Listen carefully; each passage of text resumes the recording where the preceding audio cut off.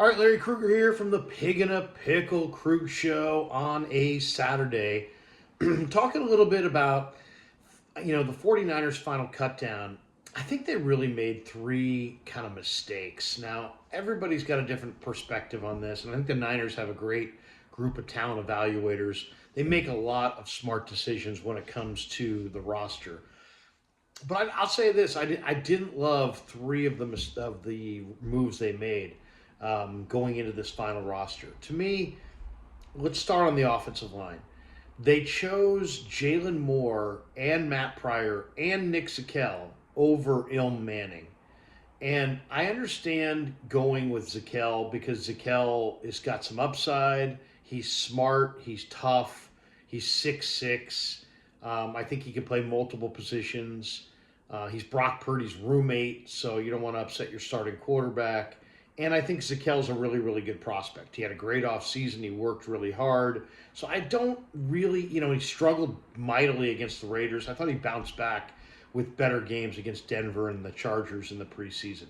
So I understand going with Nick Zakelj. But Ilm Manning played left tackle at Hawaii. Now, I know he projects to guard in the NFL, and he's probably not as good a guard right now as you want him to be, and he doesn't quite have the arm length to play left tackle. I get all that, but man, he's tough, he's athletic, to me, I see a guy with great versatility, and I would have kept him. Now, I think the Niners were figuring, hey, you know what, a guy who doesn't have the tackle arm length and doesn't have experience at guard, he'll probably slip through waivers and we can put him on the practice squad and develop him. I'm sure that's what they were thinking. But should they have gone with Jalen Moore and Matt Pryor and Nick Zakelj all over Ilm? I don't know. I would say they should have gone with Zakelj and then picked between Jalen Moore and Matt Pryor. Matt Pryor's been around the block. Jalen Moore has been, I know both of them have more prototypical tackle length, and I get that. But I just didn't think either guy played with a lot of urgency. Pryor, I thought, showed up out of shape in the mini camp. He looked a little bit better in training camp. He's working his way into shape. But he's still out of shape. And I just would have picked, one of those two guys. You need a legitimate tackle. I get it. You don't, even though Ilm's got experience there and he might stand up in the short term there, if you lost Colton McKivitz for a month, you wouldn't be comfortable with Ilm at tackle, especially at right tackle when he's played left tackle at Hawaii. But the fact is, the toughest spot to play is left tackle. And I thought Ilm did a pretty good job, even with the 32-inch arms, of playing left tackle. Now, I know in an ideal world, you want somebody with 35, 36-inch arms. And that's what Pryor and Jalen Moore provide. But arm length is not everything.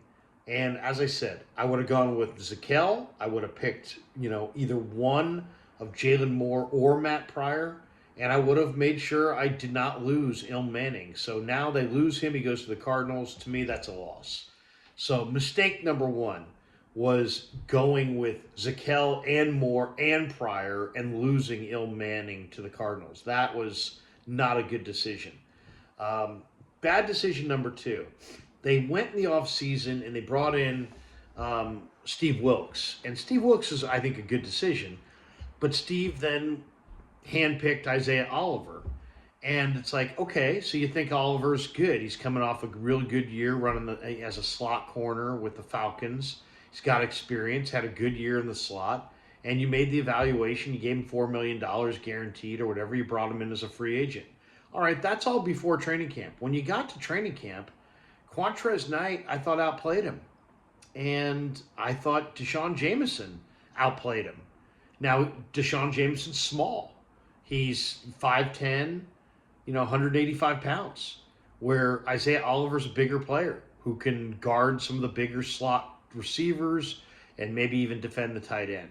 So I get that. But I really believe that whole decision was made when they signed him. They're like, oh, you know what? If we cut him, we've wasted some of Jed's money. We've misevaluated in the offseason. Steve is here and we're going to hold his feet to the fire if this thing doesn't work defensively. We've got to kind of defer to him. He wanted Oliver. we got to stay with Oliver. Well, okay, you stayed with Oliver, and Oliver I think would have been picked up in waivers, but so was Jamison. And so now you have a corner who could have played outside or inside, and is cheaper, and is younger, and is healthier. And I think he's better. I mean, I don't like Isaiah Oliver against the run.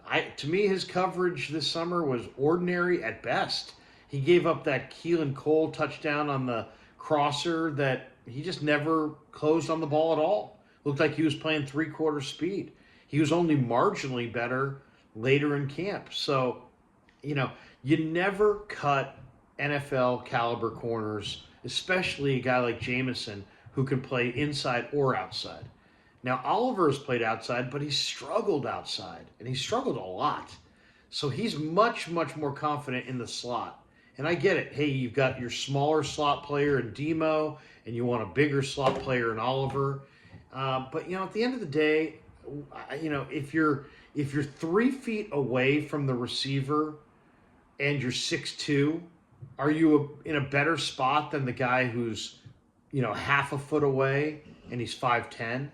I'll take the guy who's mirroring the receiver up and down the field all day and every day over a guy who's got greater size and can't mirror receivers as well. I looked at Jamison all summer. He could mirror receivers better than Oliver. And he feels comfortable playing outside, and he feels comfortable playing inside, and he's a return man of note.